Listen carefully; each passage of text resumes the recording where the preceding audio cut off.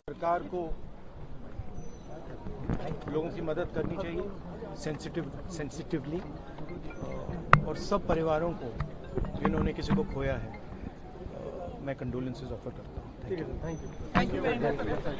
सवाल ये कि इतने बड़े पैमाने पे इतने लोगों की जान जाना, आखिरकार सरकार क्या कर रही थी, और सरकार की जानकारी में होने के बाद भी इतनी बड़ी घटना हो जाए, बहुत दुखद है। सरकार की जिम्मेदारी बनती है कि अगर किसी आयोजन में इतने लोग इकट्ठे हो रहे हैं या इतने लोग आने वाले हैं, तो आखिरकार उनकी सुरक्षा, उनकी व्यवस्था के लिए सरकार ने क्या किया, ये सबसे बड़ा प्रश्न लगता है। लेकिन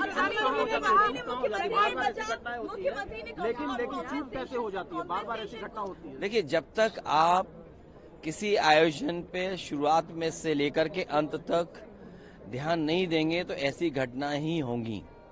इसके लिए जिम्मेदार अगर कोई है तो वहां सरकार जिम्मेदार है। मरने वालों की मदद हो, उनके परिवार के लोगों का पूरा इंतजाम हो, जो अगर घायल हैं, जिनको इलाज की जरूरत है, हमें उम्मीद है कि सरकार उनका इलाज अच्छा कराएगी। पूरी तरह से शासन और प्रशासन की जिम्मेदारी थी कि किसी तरह का आयोजन हो रहा है इतने बड़े स्तर में, तो वहाँ पे सब सुविधाएं पहुँचाई जाए, लेकिन कहीं ना कहीं ये लोग विफल रहे हैं और हर फील्ड में ये लोग विफल रह रहे हैं। हाथरस का जो वाक़या है बड़ा तकलीफ की बात है। क्यों हुआ, कैसे हुआ, क्यों वहाँ की सरकार या किसी से मैनेज नहीं कर सका, बड़े अफसोस की बात है। हमारी उम्मीद करते हैं कि जो जख्मी है उनको राहत पहुँचाई जाएगी और इसकी प्रॉपर तहक़ीक़ात होगी क्यों हुआ।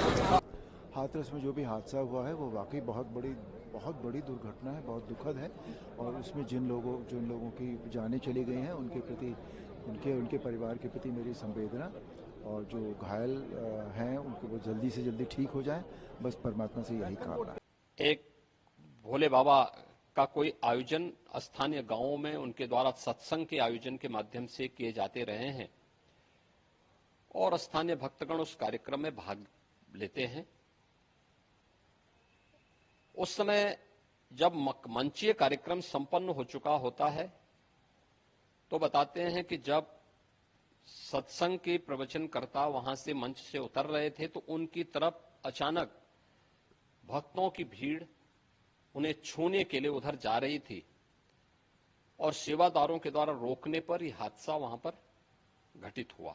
इस पूरे मामले की जांच के लिए हम लोगों ने एडिशनल डीजी आगरा की अध्यक्षता में मंडलायुक्त अलीगढ़ को शामिल करते हुए एक टीम बना करके उन्हें अविलंब रिपोर्ट उपलब्ध कराने के लिए कहा है। भारत सरकार ने भी और राज्य सरकार ने भी मृतक के परिजन को 2-2 लाख रुपए की और गंभीर रूप से घायल परिवारों की, नागरिकों के लिए भी 50-50 हजार रुपए की सहायता की घोषणा की है। यह हादसा है या साजिश, यह भी हम इसकी तह में जाकर के इसको देखेंगे। इस प्रकार की घटना पर पीड़ितों के प्रति संवेदना व्यक्त करने की बजाय राजनीति करना यह अत्यंत दुर्भाग्यपूर्ण है और निंदनीय भी।